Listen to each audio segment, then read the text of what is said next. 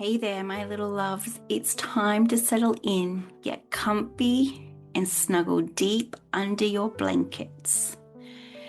Let your body get still and let your breath get soft. Let your arms and legs go floppy like spaghetti.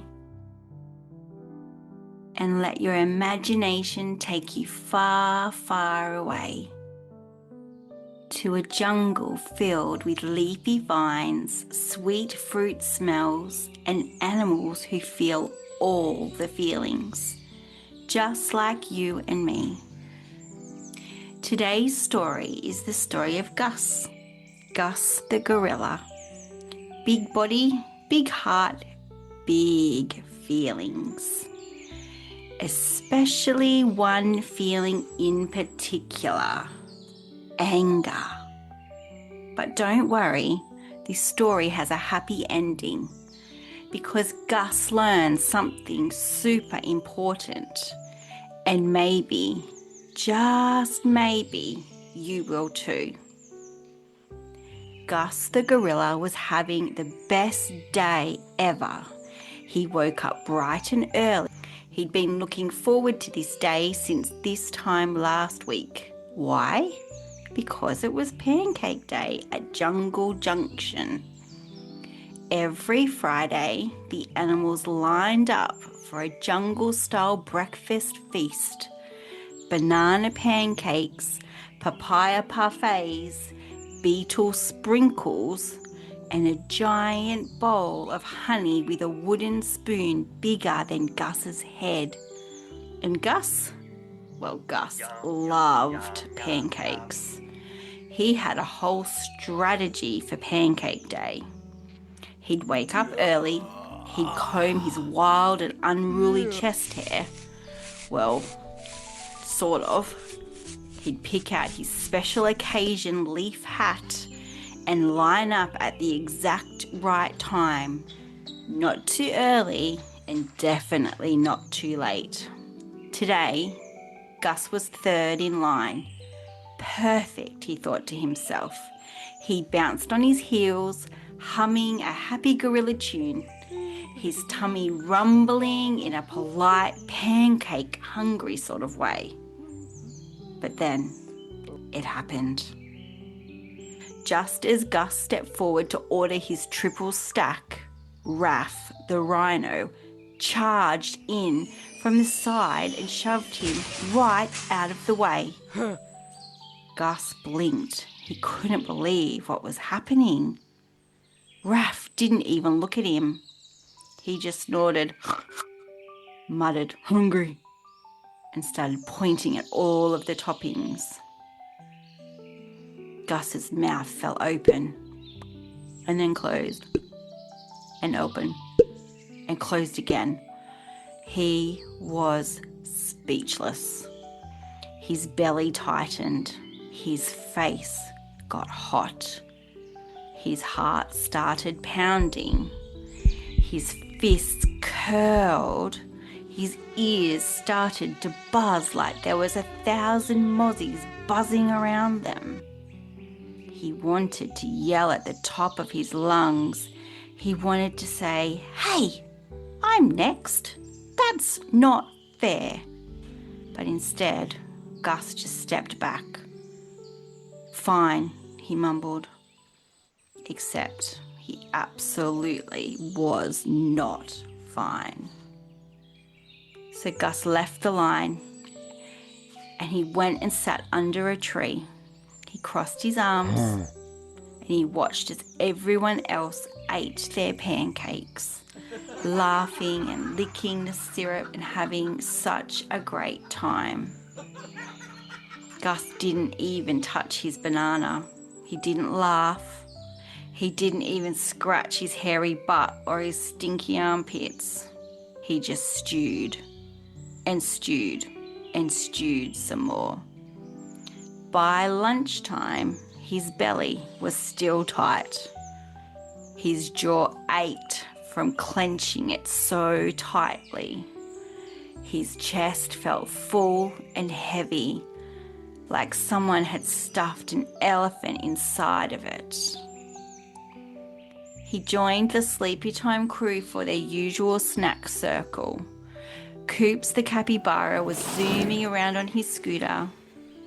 Luna the lemur was practicing her handstands. And Ziggy the zebra had bought juice boxes for everyone. But then, Coops scooted right past Gus. He clipped his log stool and knocked it clean over, right onto Gus's foot. Oh no! The pain, the noise, the juice, it was all just too much for Gus.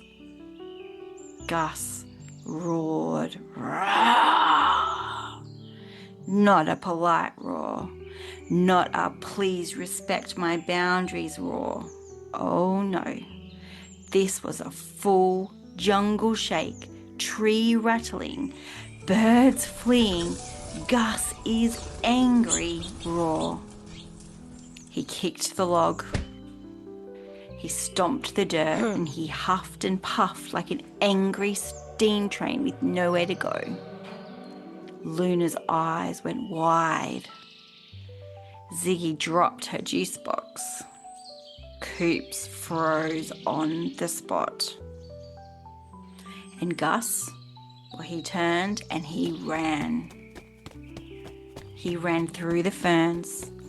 He leaped over the roots and tree trunks. He didn't stop until he reached his secret cave behind the waterfall. It was cool and dark and quiet, except for the soft splashing water. He slumped down, chest heaving, heart pounding. He felt hot, then he felt cold, then he felt empty. But that's when he heard a familiar voice, soft and calm. That looked like a big feeling, Gus, said Calmille the Chameleon, blending in with the grey rock around her. Gus groaned. Oh, I didn't mean to explode. But Raph pushed in, and then I sat with it, and I went over and over and over it in my head for hours. And then Coops knocked over the log, and boom, I just blew up. He sniffled. Now everyone thinks I'm scary. Calmille crept closer. She didn't say calm down. She didn't say don't be mad. She just nodded. You know what that was, Gus? Gus shook his head. That was adrenaline. When we get angry, our body fills up with energy to protect us. Our hearts beat faster. Our muscles get tighter. It's like our body thinks it needs to fight or run or lift a whole tree. Gus blinked. So it's not just me being bad. Nope, Calmille said. It's just your body saying, oh, this is too much, too fast. So what do I do? Asked Gus. Calmille smiled. Instead of sitting there and thinking about it over and over for hours on end, here's what you can do. You move, then you breathe, then you talk. It was her favorite trick. She called it MBT. So, step 1, move. Gus jumped up and down and stomped. He swung on a vine, he beat his chest like a jungle drum, and he flapped his arms like spaghetti noodles. It was equal parts ridiculous and amazing. He could feel the tension starting to shift. Step 2, breathe. Big belly breaths in and slow, soft breaths out. And again, a big belly breath in and slow, soft breaths out. One more time. Big belly breath in. And a slow, soft breath out. His heart started to slow down. Gus's shoulders started to relax. Now, Calmille said, step 3, talk. And for the first time all day, Gus said the real words to how Raph's actions had made him feel.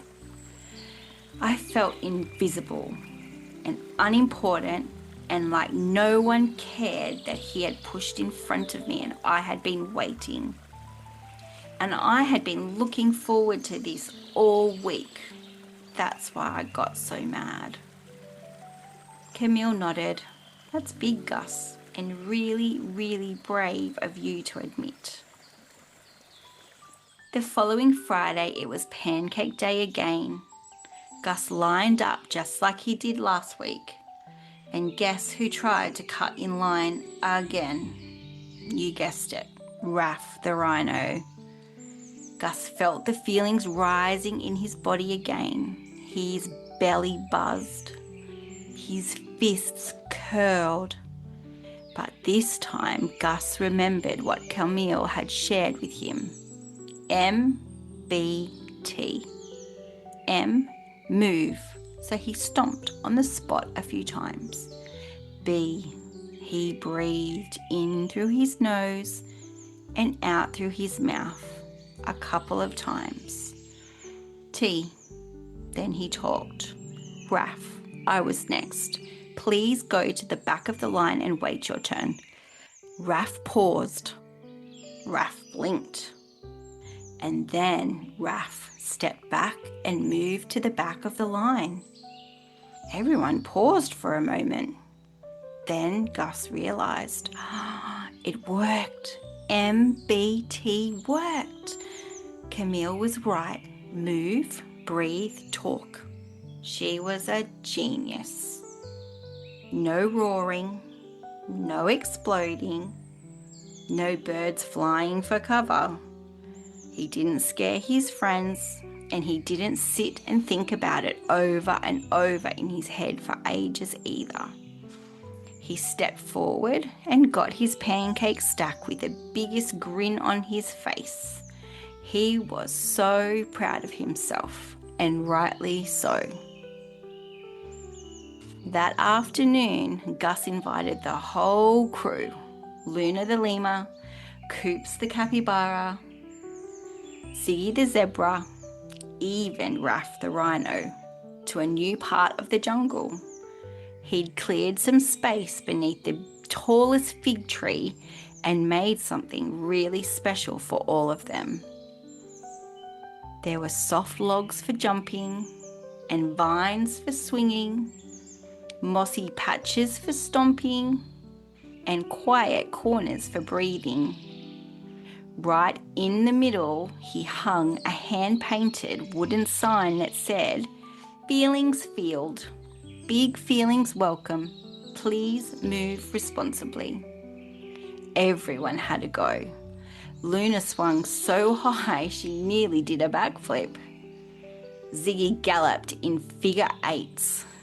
Even Raph did some awkward little rhino jumps that made everybody giggle. But best of all, nobody teased anyone for their big feelings. Nobody said calm down. Nobody had to pretend they were fine when they weren't. In the feelings field, all feelings were allowed, even the big, loud, and messy ones. So later that night, as the jungle turned golden and the sun tucked itself behind the trees, Gus lay in his nest of leaves, feeling calm and kind of really, really proud of himself. He didn't bottle up his anger. He didn't explode and then run away and hide. He remembered those 3 little letters from Calmille, M-B-T. He moved through it. He He breathed through it, and he talked about why it was important to him. And now, Gus was ready to rest. Actually, he was exhausted. So, my little loves, let's slow things down with Gus.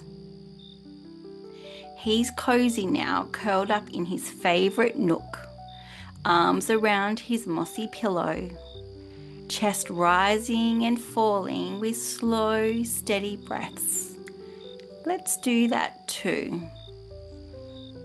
Take a long breath in through your nose, and let's hold it and breathe out through our mouths.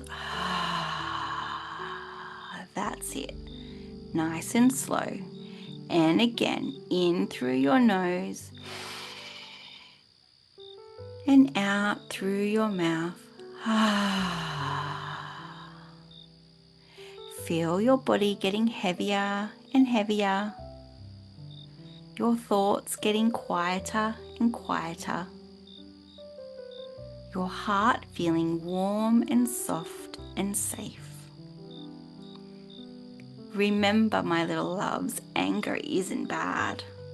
It's just a message and your body's way of saying, hey, something important's happening here that I don't feel okay with. And when it does, you can move, breathe, and talk just like Gus.